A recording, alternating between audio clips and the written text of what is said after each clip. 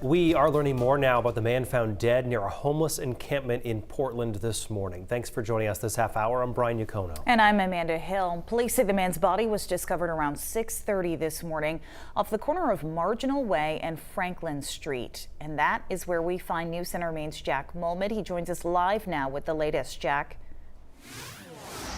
Brian and Amanda, I spoke with some residents who stay here at the unhoused encampment along Marginal Way. They say that they knew the man who died. They say that he was a resident here at the encampment. They say that he was struggling and battling a heroin addiction, but at the same time, they describe him as a man who was kind and looking for any way to get off the streets.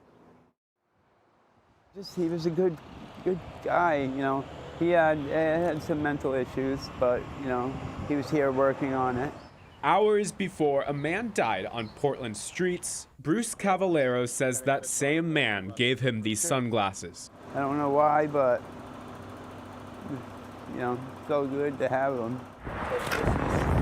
Bruce works to clean the encampment off Marginal Way every day as an effort to prove to the Maine Department of Transportation, which owns the site, they can camp here without being disruptive.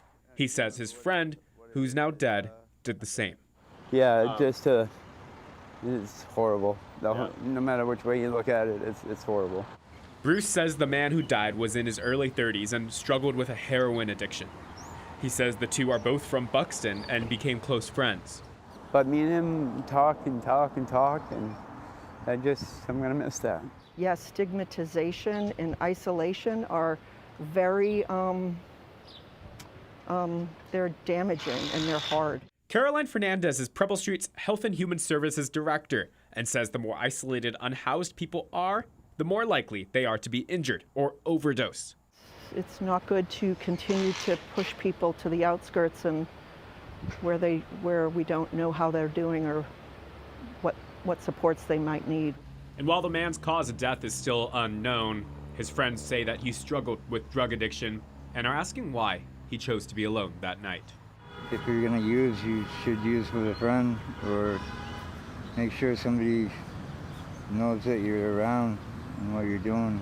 Kevin, who declined to give us his last name, lives on the section of grass where the man died, says he offered him a part of his tent Sunday night. He was a kind person. Nobody's out here just because they want to be, you know.